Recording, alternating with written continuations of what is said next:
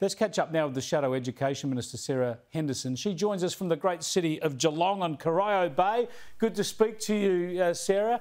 I want to talk to you first about the intersection between the education sector and the population problem, the immigration problem we have in this country and the housing crisis. There's a lot of talk about, the universities, of course, want as many overseas students as possible. That's their business. But we don't have housing and accommodation for all these students. So how do we fix this problem?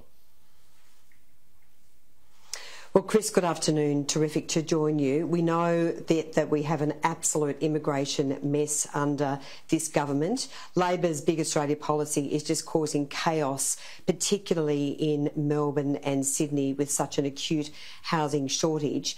And at the moment, of course, under Labor, we've seen a doubling of the number of international students in Australia. That is absolutely alarming. There are now 713 students here from overseas studying, and they are about 400,000 of them, because of the numbers coming into this country, are being forced onto the private rental market, and the government has done absolutely nothing to hold the universities to account, to demand better standards, to say you need to provide more accommodation. It's a complete mess, and it's happening all on Anthony Albanese watch, and of course the Education Minister Jason Clare. So 713,000 students. Now, we know a lot of them are perhaps have an eye to permanent residency in the long run anyway, but are you saying that the real onus here shouldn't be about more rental accommodation available in the private sector, but the universities having, cheap dormitories and student accommodation on campus?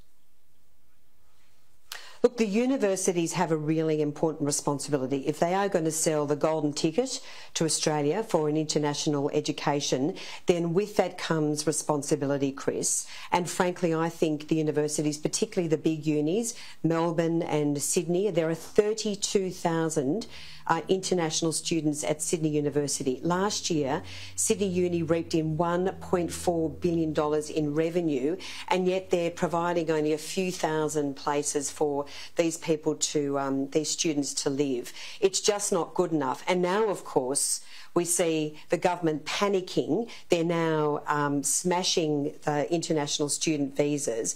We're seeing the market crash. It is absolute chaos, and it's all happening under Anthony Albanese and his absolute incapacity to manage our migration settings. Yeah, the migration situation is a mess at the moment. We'll keep following that up.